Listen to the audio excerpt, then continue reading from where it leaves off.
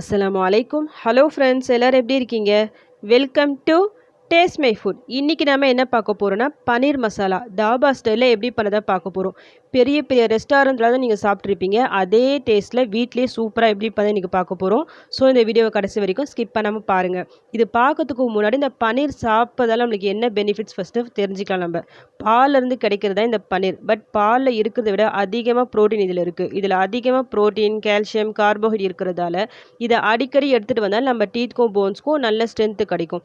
Protein எந்த அளவுக்கு இருக்கோ, அதே அளவு ஃபேட்டும் இதில இருக்கு. ஸோ உடம்பு பலகீனமா, ஒல்லியா இருக்கிறவங்க இத தாராளமா சாப்பிடலாம். பட் வெயிட் லாஸ் பண்ண நினைக்கிறவங்க இத லிமிட்டா எடுத்துக்கங்க. இந்த பன்னீர் நம்ம மார்னிங்ல சாப்பிட்டு வந்தா அந்த நாளுக்கு தேவையான ஃபுல் எனர்ஜி நம்மளுக்கு கிடைக்குது. நைட்ல சாப்பிடும்போது நல்ல தூக்கம் வரும். பட் டைஜஷன் ப்ராப்ளம் இருக்கிறவங்க இத நைட்ல சாப்பிட்றத அவாய்ட் பண்ணிக்கிங்க. ஏன்னா இது லேட்டா தான் டைஜஸ்ட் ஆகும். ஓகே, இப்போ நம்ம ப்ரிப்பரேஷன் ஸ்டார்ட் பண்ணலாம். இதுக்காக இன்னைக்கு நான் ஒரு 1/4 கிலோ அளவுக்கு பன்னீர் எடுத்திருக்கேன். ஃபர்ஸ்ட் இதில நம்ம ஃப்ரை பண்ணலாம். ஃப்ரை பண்ணுறதுக்கு முன்னாடி இந்த பன்னீரை வந்து கொஞ்சம் மசாலா போட்டு மேரினேஷன் பண்ணி வச்சுக்கலாம். இதுக்காக இன்னைக்கு நான் ஒரு 1/2 ஸ்பூன் அளவுக்கு மிளகாய் தூள், இதுக்கு தேவையான அளவு சால்ட்டு, ஒரு 1/4 ஸ்பூன் அளவுக்கு மஞ்சள் தூள் போட்டு நல்லா மிக்ஸ் பண்ணி வச்சுக்கிங்க. நெக்ஸ்ட்டு ஒரு பேன்ல வந்து நான் 1 டேபிள் ஸ்பூன் அளவுக்கு கடலை மாவு சேர்க்கிறேன். கடலை மாவு சேர்த்துட்டு ரொம்பலாம் ரோஸ்ட் பண்ண தேவையில்ல. ஒரு 3 டூ 4 நிமிஷம் ரோஸ்ட் பண்ணா போதும். கலர்லாம் சேஞ்ச் ஆக தேவையில்ல. ஜஸ்ட்டு கொஞ்சம் ரோஸ்ட் பண்ணி எடுத்துக்கங்க. இது வந்து மஸ்ட்டு நீங்க போட்டு தான் ஆகணும். இது சேர்க்கும்போது தான் அந்த பெரிய பெரிய ரெஸ்டாரண்ட்லாம் சாப்பிடுவோம்ல நம்ம பன்னீர் மசாலா, அந்த டேஸ்ட் உங்களுக்கு கிடைக்கும். ஸோ கட்டாயம் இத சேருங்க. இந்த அளவுக்கு இது ரோஸ்ட் பண்ணா போதும். இப்போ ஸ்டவ் ஆஃப் பண்ணிட்டு வேற ஒரு பிளேட்க்கு இத ட்ரான்ஸ்ஃபர் பண்ணிடுங்க. இப்போ நம்ம பன்னீரை ஃப்ரை பண்ணி எடுத்துக்கலாம். இதுக்காக நான் ஒரு பேன்ல ஒரு 2 டேபிள் ஸ்பூன் அளவுக்கு நெய் சேர்த்துருக்கேன். இது நல்லா மெல்ட் ஆயிடுச்சு. இப்போ இந்த ஸ்டேஜ்ல நம்ம இந்த பன்னீரை ஒண்ணா போட்டுக்கலாம்.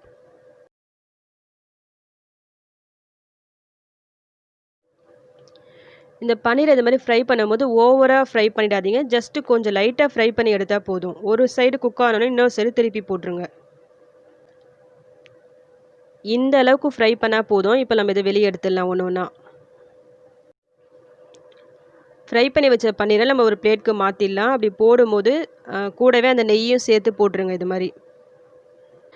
இப்போ வேற ஒரு பேன்ல நான் ஒரு 2 டேபிள் ஸ்பூன் அளவுக்கு நெய் சேர்க்கிறேன். கூடவே 2 டேபிள் ஸ்பூன் அளவுக்கு எண்ணெய். இது நல்லா சூடான உடனே இதில கொஞ்சம் பட்டை, 3 லவங்கம் போடுறேன். 1 பிரிஞ்சி இலை 2ஆ கட் பண்ணி போடுறேன். 1 ஸ்பூன் அளவுக்கு ஜீரகம், ஒரு 2 ஏலக்காய் இந்த மாரி கொஞ்சம் உடைச்சு போடுங்க. கூடவே ஒரு 3 காஞ்ச மிளகாய் இது போட்டு ஜஸ்ட் கொஞ்சம் ஃப்ரை பண்ணிக்கங்க. இப்போ நான் இதில ஒரு 2 வெங்காயம் இந்த மாரி கட் பண்ணி வச்சிருக்கேன். அதையும் இது போட்டுக்கலாம். இந்த வெங்காயம் நல்லா வதங்குற வரைக்கும் ஃப்ரை பண்ணிக்கலாம். இப்போ வெங்காயம் வதங்கிடுச்சு. இதில நான் என்ன ஆட் பண்ணுறேன்னா, பெருங்காயத்தூள். பெருங்காயம் கொஞ்சமா போட்டுக்கோங்க. போட்டு நல்லா ஒரு மிக்ஸ் பண்ணிவிட்டு, ஒரு 1 டேபிள் ஸ்பூன் அளவுக்கு இஞ்சி பூண்டு பேஸ்ட்டு சேர்க்குறேன். அதையும் போட்டு அந்த பச்சை வாசனை போகிற வரைக்கும் வதக்கிக்கலாம். எல்லாம் நல்லா வதங்கிடுச்சு. இந்த ஸ்டேஜில மசாலாவை ஆட் பண்ணிக்கலாம். நான் இதில என்ன சேர்க்கிறேன்னா, 1 ஸ்பூன் அளவுக்கு மிளகாய்த்தூள், 1 ஸ்பூன் தனியாத்தூள், ஒரு 1/2 ஸ்பூன் கரம் மசாலா, 1/2 ஸ்பூன் ஜீரகத்தூள், நம்ம ஆல்ரெடி ரோஸ்ட் பண்ணி வச்சிருந்தோம்ல அந்த கடலை மாவு, அது எல்லாத்தையும் போட்டு நல்லா மிக்ஸ் பண்ணிக்கலாம். இப்போ நான் நெக்ஸ்ட்டு என்ன ஆட் பண்ணேன்னா, ஒரு 2 தக்காளி மிக்ஸியில போட்டு அரைச்சி வச்சிருக்கேன். அதையும் இதில சேர்த்துட்டு நல்லா வதக்கிக்கலாம். ஒரு மூடி போட்டு சிம்ல வச்சு விடுங்க. இது நல்லா வதங்கணும். வெங்காயம், தக்காளி, மசாலாலாம். அப்பதான் இந்த கிரேவி நல்லாயிருக்கும். இத அப்படியே நல்லா மிக்ஸ் பண்ணி விட்டு மூடி போட்டு விடுங்க கொஞ்ச நேரம். இப்ப நான் ஓப்பன் பண்றேன். பாருங்க எல்லாம் நல்லா வதங்கி இந்த எண்ணெய்லாம் நல்லா பிரிஞ்சு வந்திருக்கு பாருங்க. அந்த அளவுக்கு நல்லா வதங்கணும். இந்த வெங்காயம், தக்காளி, மசாலாலாம் எந்த அளவுக்கு நல்லா வதங்குதோ, அந்த அளவுக்கு இந்த கிரேவி வந்து நல்ல டேஸ்ட் குடுக்கும். ஸோ கொஞ்சம் நல்லா பொறுமையா வதக்கி எடுத்துக்கங்க. இப்போ இந்த ஸ்டேஜ்ல நானு கெட்டியான தயிர் ஆட் பண்றேன். ஒரு 2 டேபிள் ஸ்பூன் இருக்கும் இது. இத போட்டு இதே நல்லா மிக்ஸ் குடுத்து விடுங்க.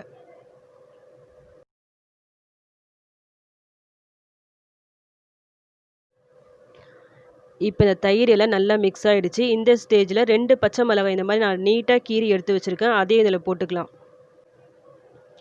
இப்ப நம்ம தண்ணி ஆட் பண்ணிக்கலாம். அந்த கிரேவிக்கு தேவையான அளவு. நான் ஒரு 1/2 கப் அளவுக்கு சேர்க்கிறேன். இது போட்டுட்டு இதுக்கு தேவையான அளவு சால்ட்டும் போட்டுட்டு ஒரு மூடி போட்டு விடுங்க. இது ஒரு கொதி வர வரைக்கும் நம்ம வெயிட் பண்ணலாம். இப்ப இந்த கிரேவி நல்லா கொதிக்குது. இப்ப இந்த ஸ்டேஜ்ல நான் இதில என்ன சேர்க்கிறேன்னா, கசூரி மேத்தி. அத லைட்டா க்ரஷ் பண்ணி சேருங்க. நல்லா ஃப்ளேவரா நல்லாருக்கும். இது சேர்த்துட்டு நல்லா ஒரு மிக்ஸ் குடுத்துட்டு, இந்த ஃப்ரை பண்ணி வச்சோம்ல இந்த பன்னீர் அதையும் போட்டு நல்லா மெதுவா மிக்ஸ் பண்ணி விடுங்க. மிக்ஸ் பண்ணி விட்டு ஒரு மூடி போட்டு மறுபடியும் கொஞ்ச நேரம் குக் பண்ணிக்கலாம்.